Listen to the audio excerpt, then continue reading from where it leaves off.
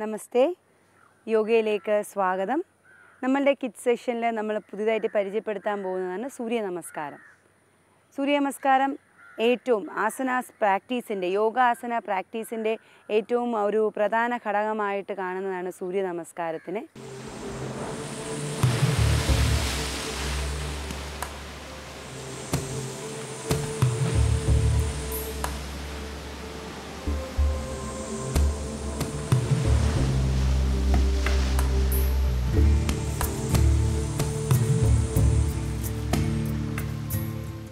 രണ്ടുപേരും നേരെ മുന്നിലോട്ട് നോക്കി നിൽക്കുക.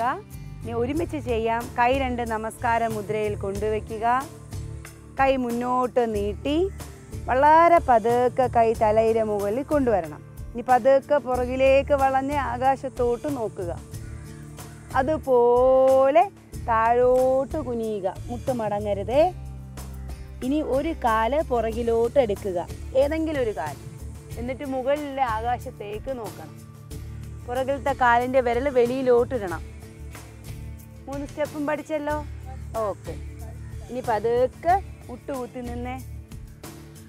കണ്ണടച്ച് വജ്രാസനത്തിൽ ഇങ്ങനെ ഇരിക്കണം. കൈ രണ്ട് മുട്ടിൽ വെച്ച് കണ്ണടച്ചിരിക്കുക. 3 സ്റ്റെപ്പ് നമ്മൾ പഠിച്ചു. ആ 3 സ്റ്റെപ്പും എങ്ങനെയാണെന്നുള്ളത് കണ്ണടച്ച് ആലോചിച്ചുകൊണ്ടിരിക്കണം. കൈകൾ നമസ്കാര മുദ്രയിൽ വെച്ചു. പതുക്കെ കൈ മുകളിലേക്ക് ഉയർത്തിയിട്ട് ശ്വാസം വിട്ടുകൊണ്ട് താഴോട്ട് കുനിഞ്ഞു. അത് കഴിഞ്ഞ് പതുക്കെ മുട്ടുമടക്കി നമ്മൾ ഒരു കാല് പുറകിലേക്ക് എടുത്തു.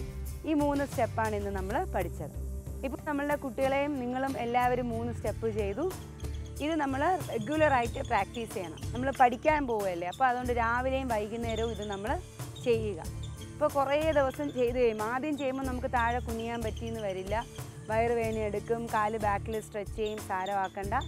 റെഗുലറായിട്ട് ചെയ്യുമ്പോൾ ഈ സ്ട്രെച്ചിങ് ഒക്കെ മാറും. താഴോട്ട് കുനിയുമ്പോൾ മുട്ട് മടങ്ങാതിരിക്കാൻ ശ്രദ്ധിക്കണം. കുട്ടികളോട് പ്രത്യേകിച്ച് പറയുകയും വേണം. മറ്റേ കാല് ഏതെങ്കിലും ഒരു കാല് പുറകിലേക്ക് സ്ട്രെച്ച് ചെയ്യുക. നമ്മൾ വലത്തെ കാല് ബാക്കിൽ വെക്കണം എന്നൊക്കെ നിയമമുണ്ട്. പക്ഷെ കുഞ്ഞുങ്ങളോട് അത് പറഞ്ഞതിന് അവർ ഫുൾ കൺഫ്യൂസ്ഡ് ആവും. അപ്പോൾ അവരോട് ഏതെങ്കിലും ഒരു കാല് പുറകിൽ വെക്കാൻ പറയണം. അപ്പോൾ 3ാമത്തെ സ്റ്റെപ്പിൽ ഏത് കാലാണോ പുറകിൽ വയ്ക്കുന്നത്, നമ്മൾ അവസാനം 9ാമത്തെ സ്റ്റെപ്പിൽ ആ കാലെടുത്ത് മുന്നോട്ട് വയ്ക്കാനായിട്ട് കുഞ്ഞുങ്ങളോട് പറഞ്ഞാൽ മതി. ഈ രീതിയിൽ നമ്മൾ ഇന്നത്തെ ക്ലാസ്സിൽ പഠിച്ച 3 സ്റ്റെപ്പുകളും നിങ്ങളും ചെയ്യുക, മുടങ്ങാതെ ചെയ്യുക. നന്ദി, നമസ്കാരം.